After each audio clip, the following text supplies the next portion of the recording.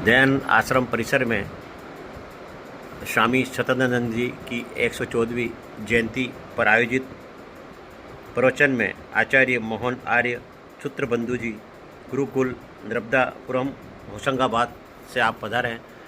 तो आचार्य जी, आपने सतदानंद जी की जीवनी के बारे में पढ़ा। उन्होंने जनजातीय क्षेत्र में बहुत कार्य किए हैं, जहाँ शिक्षा के क्षेत्र में अलग जगह, और कई वर्षों से यहाँ आर्य समाज का काम चल रहा है। लेकिन इस क्षेत्र में धर्मांतरण ज़्यादा हो रहा है। आपने इस बारे में सुना होगा, क्या आप कहना चाहेंगे? देखिए, कहीं ना कहीं कमी तो हमारी रहती है, क्योंकि हमने अपने बच्चों को सिखाया नहीं, हमने इनको धार्मिक शिक्षा नहीं दी है। अगर हम अपने बच्चों को धार्मिक शिक्षा नहीं देंगे तो एक दिन मैं कहता हूँ इनको धर्म की शिक्षा नहीं दी गई तो चादर और फादर वाले लोग ले ही जाएंगे इनको। तो पहला कर्तव्य हमारा होता है कि हम अपने बच्चों को धर्म की शिक्षा दें, और यही हमने आज कुछ बात स्वामी सतदानंद जी की जो ये 114वीं जयंती मनाई, तो इस पर हमने यही संकल्प लिया कि हम अपने बच्चों को अच्छी शिक्षा देंगे और अपने जीवन से बुराइयों को दूर करेंगे। ये उद्बोधन में अभी कहा है आपने कि सनातन संस्कृति में 2 बच्चे जो किए जा रहे हैं, उससे अधिक बच्चे के बारे में क्या कहना चाहेंगे? देखिए, मैं ऐसा सुना है और मैंने देखा भी है। जब हम भी ग्रामीण क्षेत्र से आते हैं तो हमारे यहाँ पहले खाद की बोरियाँ आती थी, और उस खाद की बोरी पर लिखा हुआ होता था कि 2 नहीं 3 नहीं 4 अच्छे बच्चे घर में लगे अच्छे। उसमें लिखा हुआ आता था कि 2-3 बच्चे नहीं चाहिए, अगर 4-5 बच्चे होंगे तो घर में लगेंगे बहुत अच्छे।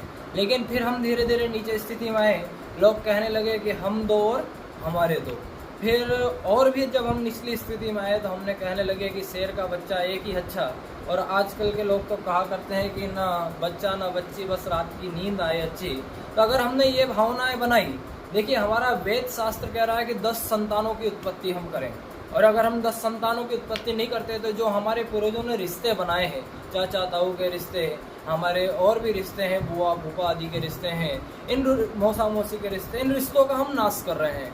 तो हम केवल निचली स्थिति में नहीं रहे, क्योंकि उन लोगों को देखना, विधर्मियों को, उनकी यही भावना होती है हम साथ, हमारे 70 और सबके हाथ में ईंट और पत्थर। तो अगर इस भावना से हमें बचाना है तो हमें अधिक से अधिक संतानों की हमें निर्माण करना है, और एक अच्छे संस्कारितवान संतानों का निर्माण करना है।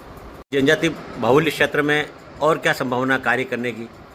देखिए, मैं यहाँ के लोगों से यही निवेदन करना चाहूँगा कि बहुत अच्छा जीवन आप लोगों का रहा है, सादगीपूर्ण, और प्रकृति से जुड़ कर के आप लोग रहते हैं। शहरों की बुराइयाँ आपके जीवन में नहीं है, लेकिन छोटी छोटी बुराइयों को तो त्यागने का प्रयास करें। लेकिन मैं निवेदन करूँगा, अगर हमारे धर्म को बचाना है, इस जनरेशन को बचाना है, हमें अगर धर्म परिवर्तन को रोकना है, तो जिस प्रकार आपके मन में किसी एक अच्छे व्यक्ति को माला डालने की भावना होती है, वहीं अगर बुरे व्यक्ति अगर आ जाए तो उसके पास में भाला चलाने की भी शक्ति हमारे साथ में होनी चाहिए। जहाँ हम शास्त्रों को पढ़ते हैं वहीं हमारे पास में शास्त्र भी होने चाहिए। जहाँ हम सब आर्यवीर हैं तो हमारे अंदर शूरवीरता भी होनी चाहिए। यही भावना मैं आप सभी से करूँगा, यही प्रार्थना आप सबसे लोगों से करूँगा कि अपने धर्म की रक्षा के लिए, अपने धर्म को सुरक्षित करने के लिए, जहाँ हमने पंक्ति कही अहिंसा परमो धर्म, उस पंक्ति की अगली पंक्ति को भी अपनाने का प्रयास करें कि धर्म हिंसा तथैव च। जहाँ धर्म की बात आए वहाँ हम अवश्य हिंसा करेंगे, तो अवश्य हम धर्म की रक्षा के लिए शास्त्रों और शस्त्रों को दोनों को साथ में लेकर के चलेंगे।